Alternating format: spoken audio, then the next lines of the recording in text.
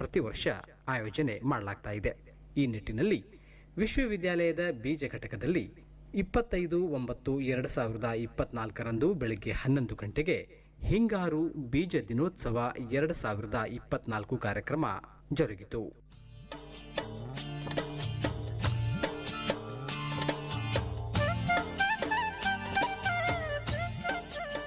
ಈ ಹಿಂಗಾರು ಬೀಜ ದಿನೋತ್ಸವ ಕಾರ್ಯಕ್ರಮಗಳು ಮೊದಲಿಗೆ ಸ್ನಾತಕೋತ್ತರ ವಿದ್ಯಾರ್ಥಿಗಳು ಹಾಡಿದ ಪ್ರಾರ್ಥನೆಯ ಮೂಲಕ ಆರಂಭಗೊಂಡಿತು.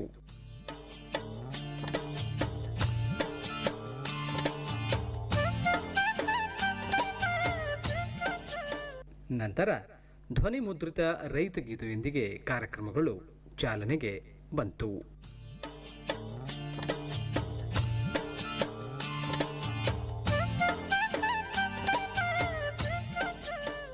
ನಂತರ ಈ ಹಿಂಗಾರು ಬೀಜ ದಿನೋತ್ಸವ 2024 ಸಂದರ್ಭದಲ್ಲಿ ವೇದಿಕೆ ಮೇಲಿದ್ದಂತಹ ಎಲ್ಲ ಸನ್ಮಾನಿತರನ್ನ ಸ್ವಾಗತಿಸಿ ಬೀಜ ಘಟಕದ ವಿಶೇಷ ಅಧಿಕಾರಿಗಳು ಡಾಕ್ಟರ್ ಅರುಣಕುಮಾರ್ ಹೊಸಮನಿ ಇವರುಗಳು ಪ್ರಾಸ್ತಾವಿಕವಾಗಿ ಮಾತುಗಳನ್ನು ಆಡಿದರು. ಈ ಒಂದು ಕಾರ್ಯಕ್ರಮದ ಸದುದ್ದೇಶ ಏನಂತಂದ್ರೆ ಹೆಚ್ಚಿನ ಪ್ರಮಾಣದಲ್ಲಿ ಗುಣಮಟ್ಟದ ಬೀಜೋತ್ಪಾದನೆ ಮಾಡಿಬಿಟ್ಟು ಸರ್ ನಾವು ರೈತರಿಗೆ ತಲುಪಿಸ್ತಾ ಇದ್ದೀವಿ. ಅದರಲ್ಲೂ ಪ್ರಮುಖವಾಗಿ ಸ್ಥಾನವನ್ನು ಗಳಿಸಿ ರಾಜ್ಯದ ಎಲ್ಲಾ ಜಿಲ್ಲೆಗಳಿಗಾಗಿರ್ಬಹುದು ಮತ್ತು ದೇಶದ ಇತರ ರಾಜ್ಯಗಳಿಗೂ ಕೂಡ ನಾವು ಈ ಬೀಜೋತ್ಪಾದನೆ ಮಾಡಿಬಿಟ್ಟು ಅದರಲ್ಲೂ ಕೂಡ ಪ್ರಮುಖವಾಗಿ ತೊಗರಿ ಏನಂದ್ರೆ ಸುಮಾರು ನಾವು 8,000 ಕ್ವಿಂಟಲ್ನಷ್ಟು ತೊಗರಿ ಬೀಜೋತ್ಪಾದನೆ ಮಾಡಿಬಿಟ್ಟು ವಿವಿಧ ರೈತರಿಗೆ ಅದಕ್ಕೆ ಎಲ್ಲ ಪ್ರಮುಖ ಕಾರಣಕರ್ತರು ಯಾರಾದ್ರೂ ಇದ್ರೆ ಅದು ನಮ್ಮ ಬೀಜೋತ್ಪಾದಕರು ಅಂತ ಹೇಳಿದ್ರೆ ತಪ್ಪಾಗಲಿಕ್ಕಿಲ್ಲ. ಈ ವರ್ಷದಲ್ಲಿ ನಮ್ಮ ಒಂದು ಬೀಜೋತ್ಪಾದಕರಿಗೆ ಅಂದ್ರೆ ನಮ್ಮ ಒಂದು ಬೀಜೋತ್ಪಾದಕ ರೈತರಿಗೆ ಸುಮಾರು 4 ಕೋಟಿಯಷ್ಟು ಪ್ರೋತ್ಸಾಹ ಧನವನ್ನು ನಾವು ಕರ್ನಾಟಕ ರಾಜ್ಯ ಸರ್ಕಾರ ನಮ್ಮ ಒಂದು ವಿಶ್ವವಿದ್ಯಾಲಯಕ್ಕೆ ಕೊಟ್ಟಿದೆ. ಅದು ಎಲ್ಲಾ ವಿಶ್ವವಿದ್ಯಾಲಯಕ್ಕಿಂತಲೂ ನಮ್ಮ ವಿಶ್ವವಿದ್ಯಾಲಯಕ್ಕೆ ಹೆಚ್ಚಿನ ಅನುದಾನ ಕೊಟ್ಟಿದ್ದಾರೆ ಅಂತ ಹೇಳಿಕೆ ನನಗೆ ಇಲ್ಲಿ ಒಂದು ಅತೀವ ಸಂತೋಷ ಅನಿಸ್ತಾ ಇದೆ. ಅದ್ರ ಜೊತೆಗೆ ಇನ್ನೂ ಹಲವಾರು ಕಾರ್ಯಕ್ರಮಗಳನ್ನು ನಾವು ಈ ಒಂದು ಇದರಲ್ಲಿ ಹಾಕೊಳ್ತಾ ಇದ್ದೀವಿ. ಅದರಲ್ಲೂ ಪ್ರಮುಖವಾಗಿ ನಮ್ಮ ಒಂದು ಜಿಲ್ಲೆಯಲ್ಲಿ ರಾಯಚೂರು ಜಿಲ್ಲೆಯಲ್ಲಿ ಏನಿದೆ ಅಂತಂದ್ರೆ ಮುಂಗಾರು ಹಂಗಾಮಿನಲ್ಲಿ ನಾವು ಬಹಳಷ್ಟು ವಿವಿಧವಾದ ಬೆಳೆಗಳಿದ್ದೇವೆ, ಆದ್ರೆ ಹಿಂಗಾರಿನಲ್ಲಿ ಅಷ್ಟು ವಿವಿಧವಾದ ಬೆಳೆಗಳಿಲ್ಲ. ಅದಕ್ಕೋಸ್ಕರ ನಮ್ಮ ಒಂದು ವಿಜ್ಞಾನಿಗಳ ವೃಂದ ಅದರಲ್ಲೂ ಕೂಡ ಅನುವಂಶ ಅಂದ್ರೆ ಬ್ರೀಡರ್ಸ್ ಅವ್ರ ಜೊತೆ ನಾವು ಬಹಳಷ್ಟು ಚರ್ಚೆಯನ್ನು ಮಾಡ್ತಾ ಇದ್ದೀವಿ. ಹೆಚ್ಚಿನ ಪ್ರಮಾಣದಲ್ಲಿ ನಾವು ಬೀಜೋತ್ಪಾದನೆ ಹಿಂಗಾರಿನಲ್ಲಿ ಕೂಡ ವಿವಿಧ ಬೆಳೆಗಳನ್ನ ಸೂರ್ಯಕಾಂತಿ ಆಗಿರ್ಬೋದು, ಮೆಕ್ಕೆಜೋಳ ಆಗಿರ್ಬೋದು, ಕುಸುಬೆ ಆಗಿರ್ಬೋದು, ಬಿಳಿ ಎಳ್ಳು ಆಗಿರ್ಬೋದು, ಕಡಲೆ ಆಗಿರ್ಬೋದು, ಈ ತರದ ಹಲವಾರು ಬೆಳೆಗಳನ್ನ ಬೀಜೋತ್ಪಾದನೆ ಮಾಡ್ಲಿಕ್ಕೋಸ್ಕರ ಪ್ರೋತ್ಸಾಹವನ್ನು ನಾವು ಮಾಡ್ತಾ ಇದ್ದೀವಿ. ಅದಕ್ಕೆ ನಮ್ಮ ಬೀಜೋತ್ಪಾದಕರು ಕೂಡ ಅತ್ಯಂತ ಪ್ರಾಮಾಣಿಕತೆಯಿಂದ ಅತ್ಯಂತ ನಮ್ಮ ಒಂದು ಒಡನಾಟದಿಂದ ಬಹಳಷ್ಟು ಮುಂದೆ ಬರ್ತಾ ಇದ್ದಾರೆ. ಅದಕ್ಕೆ ಅವರಿಗೂ ಕೂಡ ನಾನು ಈ ಒಂದು ಕಾರ್ಯಕ್ರಮದಲ್ಲಿ ಅವರಿಗೆ ನನ್ನ ಒಂದು ಅನಂತ ವಂದನೆಗಳು ಮತ್ತು ಅಭಿನಂದನೆಗಳನ್ನು ಸಲ್ಲಿಸುತ್ತೇನೆ. ನಮ್ಮ ಕೃಷಿ ವಿಜ್ಞಾನ ವಿಶ್ವವಿದ್ಯಾಲಯ ರಾಯಚೂರು ಸಿರಿಧಾನ್ಯಗಳ ಒಂದು ಹಬ್ ಅಂತ ಹೇಳಿ ಕರೆದರೆ ತಪ್ಪಾಗಲಿಕ್ಕಿಲ್ಲ. ಇಲ್ಲಿ ನಮ್ಮ ಒಂದು ವಿಜ್ಞಾನಿಗಳು ಸುಮಾರು 5 ತಳಿಗಳನ್ನ ಅಭಿವೃದ್ಧಿಪಡಿಸಿಬಿಟ್ಟು ಆ ಒಂದು ಸಿರಿಧಾನ್ಯಗಳನ್ನ ರಾಷ್ಟ್ರ ಮಟ್ಟದಲ್ಲಿ ನಾವು ಬೀಜೋತ್ಪಾದನೆ ತೆಗೆದುಕೊಳ್ತೀವಿ. ಅದರಲ್ಲಿ ಪ್ರಮುಖವಾಗಿ ನವಣೆಯ ಒಂದು ತಳಿ ಏನಿದೆ HN46 ಅನ್ನೋ ಒಂದು ತಳಿ ಬಹಳಷ್ಟು ಪ್ರಚಲಿತವಾಗ್ತಿದೆ. ರಾಜ್ಯದ ಮೂಲೆಗಳಲ್ಲಿ ಕೂಡ ಪ್ರಚಲಿತವಾಗ್ತಿದೆ. ದೇಶದ ಇತರ ಜಿಲ್ಲೆಗಳಲ್ಲಿ ಕೂಡ ಪ್ರಾಮುಖ್ಯತೆಯನ್ನು ಪಡೆದುಕೊಳ್ತಿದೆ. ಈ ಸಾಲಿನಲ್ಲಿ ಸುಮಾರು ನಾವು 300 ರಿಂದ 400 ಕ್ವಿಂಟಲ್ನಷ್ಟು ತಳಿವರ್ಧಕ ಬೀಜ ಮತ್ತು ಮೂಲ ಬೀಜಗಳನ್ನ ನಾವು ಉತ್ಪಾದನೆ ಮಾಡ್ತಾ ಇದ್ದೀವಿ. ಅದಕ್ಕೆಲ್ಲ ರೈತರು ಕೂಡ ಬಹಳಷ್ಟು ಸಹಕಾರ ಕೊಡ್ತಾ ಇದ್ದಾರೆ. ಅದ್ರ ಜೊತೆಗೆ ಇತರ ಸಿರಿಧಾನ್ಯಗಳಾದ ಕೊರ್ಲೆ ಆಗಿರ್ಬೋದು, ಊದಲ ಆಗಿರ್ಬೋದು, ಅದರಲ್ಲೂ ಕೂಡ ನಾವು ಬೀಜೋತ್ಪಾದನೆ ಮಾಡ್ತಾ ಇದ್ದೀವಿ. ಅದ್ರ ಜೊತೆಗೆ ಈ ಮೌಲ್ಯವರ್ಧನೆ ಕೂಡ ನಮ್ಮ ಒಂದು ಫುಡ್ ಪ್ರೊಸೆಸಿಂಗ್ ಇಂಜಿನಿಯರಿಂಗ್ ಡಿಪಾರ್ಟ್ಮೆಂಟ್ ವತಿಯಿಂದ ಕೂಡ ನಾವು ಅದನ್ನ ಮೌಲ್ಯವರ್ಧನೆ ಮಾಡ್ತಾ ಇದ್ದೇವೆ.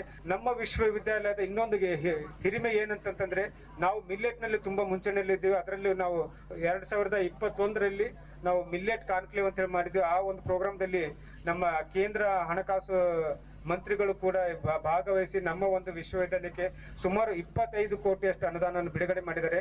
ಆ ಒಂದು ಅನುದಾನದಲ್ಲಿ ಈ ನಮ್ಮ ಒಂದು ಬೀಜ ಘಟಕಕ್ಕೆ ಸುಮಾರು 5 ಕೋಟಿ ಅಷ್ಟು ಅಮೌಂಟ್ ದುಡ್ಡನ್ನು ಮೀಸಲಾಗಿಟ್ಟು ಅಲ್ಲಿ ನಮ್ಮ ಒಂದು ಬೀಜ ವಿಜ್ಞಾನಕ್ಕೆ ಪೂರಕವಾದಂತ ಒಂದು ಪ್ರಯೋಗಾಲಯ, ಅದ್ರ ಜೊತೆಗೆ ನಮ್ಮ ಬೀಜೋತ್ಪಾದಕರಿಗೆ ಏನ್ ನಾವು ಸಾಮಾನ್ಯವಾಗಿ ನಮ್ಮಲ್ಲಿ ಇರುವಂತ ಒಂದು ಮಷೀನ್ ಏನಿದೆ ಅಂತಂದ್ರೆ ಅಲ್ಲಿ ಸ್ಪಿಲೇಜಸ್ ಅಂದ್ರೆ ಬಹಳಷ್ಟು ಸಂಸ್ಕರಣೆ ಮಾಡುವಂತ ಸಂದರ್ಭದಲ್ಲಿ ಲಾಸ್ ಬಹಳ ಆಗ್ತದೆ.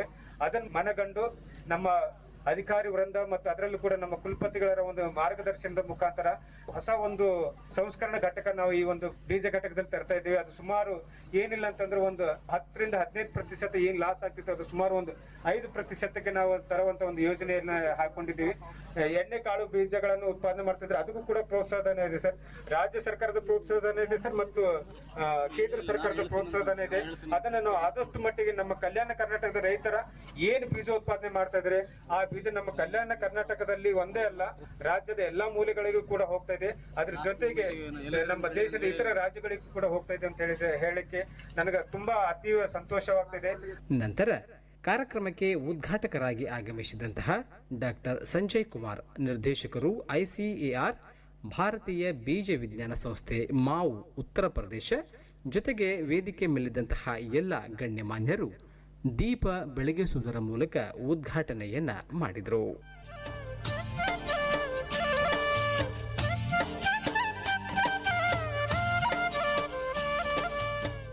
ಈ ಸಂದರ್ಭದಲ್ಲಿ ವಿಶ್ವವಿದ್ಯಾಲಯದ ಗೌರವಾನ್ವಿತ ಕುಲಪತಿಗಳಾದಂತಹ ಡಾಕ್ಟರ್ ಎಂ ಹನುಮಂತಪ್ಪ, ಹಾಗೆಯೇ ಮಾನ್ಯ ವಿಧಾನ ಪರಿಷತ್ ಸದಸ್ಯರು ಹಾಗೂ ಸನ್ಮಾನ್ಯ ಆಡಳಿತ ಮಂಡಳಿ ಸದಸ್ಯರಾದಂತಹ ಶರಣಗೌಡ ಬಯ್ಯಾಪುರ್, ಶ್ರೀ ಬಸವನಗೌಡ ಬ್ಯಾಗ್ವಾಟ್, ಮಲ್ಲಿಕಾರ್ಜುನ ಡಿ, ಮಲ್ಲೇಶ್ ಕೊಲಮಿ, ಮಧುಸೂದನ ರೆಡ್ಡಿ, ತಿಮ್ಮಣ್ಣ ಸೋಮಪ್ಪ ಚೌಡಿ, ಕುಲಸಚಿವರು ಹಾಗೂ ಮಾನ್ಯ ಸದಸ್ಯರು, ವ್ಯವಸ್ಥಾಪನಾ ಮಂಡಳಿ ಕೃಷಿ ವಿಜ್ಞಾನಗಳ ವಿಶ್ವವಿದ್ಯಾಲಯ ರಾಯಚೂರಿನ ಡಾಕ್ಟರ್ ಎಂ ವೀರನಗೌಡ, ಧಾರವಾಡ ಕೃಷಿ ವಿಶ್ವವಿದ್ಯಾಲಯದ ವಿಶೇಷ ಅಧಿಕಾರಿಗಳು ಬೀಜ ಡಾಕ್ಟರ್ ರವಿ ಹುಣಗಿ, ಕೃಷಿ ಇಲಾಖೆಯ ಜಂಟಿ ಕೃಷಿ ನಿರ್ದೇಶಕರಾದಂತಹ ಡಾಕ್ಟರ್ ಜಯಪ್ರಕಾಶ್, ಮುಖ್ಯ ಅತಿಥಿಗಳಾಗಿ ಸಂಶೋಧನಾ ನಿರ್ದೇಶಕರಾದಂತಹ ಡಾಕ್ಟರ್ BK ದೇಸಾಯಿ, ವಿಸ್ತರಣಾ ನಿರ್ದೇಶಕರಾದಂತಹ ಡಾಕ್ಟರ್ ಶಿವಶಂಕರ್ ಎನ್, ಕೃಷಿ ಮಹಾವಿದ್ಯಾಲಯ ರಾಯಚೂರಿನ ಡೀನ್ ಡಾಕ್ಟರ್ ನಾರಾಯಣರಾವ್, ವಿಶ್ವವಿದ್ಯಾಲಯದ ಗ್ರಂಥಪಾಲಕರಾದಂತಹ ಡಾಕ್ಟರ್ ಮಚ್ಚೇಂದ್ರನಾಥ್ ಎಸ್,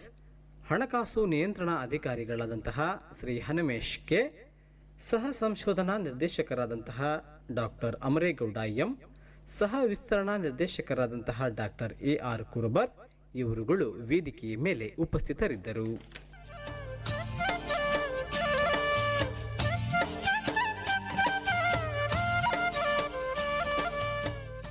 ನಂತರ ಕಾರ್ಯಕ್ರಮಕ್ಕೆ ವಿಶೇಷ ಆಹ್ವಾನಿತರಾಗಿ ಆಗಮಿಸಿದಂತಹ ಶ್ರೀ ಶರಣಗೌಡ ಬಯ್ಯಾಪುರ್, ಮಾನ್ಯ ವಿಧಾನ ಪರಿಷತ್ ಸದಸ್ಯರು ಹಾಗೂ ಮಾನ್ಯ ಸದಸ್ಯರು, ವ್ಯವಸ್ಥಾಪನಾ ಮಂಡಳಿ ಇವರು ಈ ಹಿಂಗಾರು ಬೀಜ ದಿನೋತ್ಸವ 2024 ಸಂದರ್ಭದಲ್ಲಿ ತಮ್ಮ ವಿಚಾರಗಳನ್ನು ಹಂಚಿಕೊಂಡರು. ಈ ರೈತರ ಕಷ್ಟಗಳು, ರೈತರ ತೊಂದರೆಗಳ ಬಗ್ಗೆ ಮಾತನಾಡಬೇಕಂದ್ರೆ ಒಂದು ದಿವಸ ಅಲ್ಲ, ಒಂದು ವರ್ಷ ಅಲ್ಲ, ಬಹಳಷ್ಟು. ಯಾಕಂದ್ರೆ ನಾವು ನಿಸರ್ಗದ ಜೊತೆ ಹೋರಾಡಿ ನಾವು ಬೀಜ ಬಿತ್ತೋದ್ರಿಂದ ಹಿಡಿದು ಕೊಯ್ಲು ಮಾಡಿ ನಾವು ಮಾರ್ಕೆಟ್ಗೆ ಒಯ್ಯುವವರೆಗೂ ಕಷ್ಟಗಳು ತಪ್ಪಿದ್ದಲ್ಲ. ಯಾಕಂದ್ರೆ ಇವತ್ತಿನ ಹವಾಮಾನ ವೈಪರೀತ್ಯದಿಂದ ಬಹಳಷ್ಟು ತೊಂದರೆಗೆ ಈಡಾಗ್ತಾ ಇದ್ದೀವಿ. ಬೇಸಿಗೆಯಲ್ಲಿ ಸುಮಾರು 50 ಎಕರೆ ಶೇಂಗಾ ಹಾಕ್ತಿದ್ವಿ ಆ ಕಾಲಕ್ಕೆ. 50 ಎಕರೆ ಶೇಂಗಾ ಅಂದ್ರೆ ಹೆಂಗ? ಫಸ್ಟ್ ಜೋಳ, ಮುಂಗಾರು ಜೋಳ, ಇಲ್ಲಾಂದ್ರೆ ಸೂರ್ಯಕಾಂತಿ. ಜೋಳ ಹಾಕಿದ ಹೊಲಕ್ಕೆಲ್ಲ ಈ ನವೆಂಬರ್ನದ್ರಲ್ಲಿ ಸೂರ್ಯಕಾಂತಿ ಹಾಕಿಬಿಡ್ತಿದ್ವಿ. ಈ ಡಿಸೆಂಬರ್ ಅಲ್ಲಿ ಶೇಂಗಾ ಬಿತ್ತಬೇಕಾದ್ರೆ ಆ ಬಿತ್ತಿ 1 ತಿಂಗಳಲ್ಲಿ ಸೂರ್ಯಕಾಂತಿ ಬಂದ್ಬಿಡ್ಬೇಕು. ಆ ರೀತಿಯಾಗಿ ಪ್ಲಾನ್ ಮಾಡ್ಕೊಂಡು ಪಕ್ಕದವ್ರಿತ್ತು ಹೊಲನ, ಯಾವ್ದು ನೀರು ಆಡದೆ ಇರುವಂತ ಹೊಲ ಇರುತ್ತೆ ಅದಕ್ಕೆ ಶೇಂಗಾ ಬಿತ್ತಿದ್ವಿ ನಾವು. ಯಾಕಂದ್ರೆ ಇಳುವರಿ ಜಾಸ್ತಿ ಬರ್ತಾ, ಸತು ಇರ್ತಾವ ಭೂಮಿ ಅಂತೇಳಿ. ನಮ್ಮ ತಂದೆಯವ್ರು 3 ಬೆಳೆ ಬೆಳಿತಾ ಇದ್ವಿ ನಾವು. ಅವಾಗ ಕರೆಂಟ್ ಇಂದು ಅಷ್ಟಕ್ಕಷ್ಟೇ ತೊಂದ್ರೆ, ಬಹಳಷ್ಟು ಕಷ್ಟಪಟ್ಟು ಕೆಲಸ ಮಾಡ್ತಿದ್ವಿ.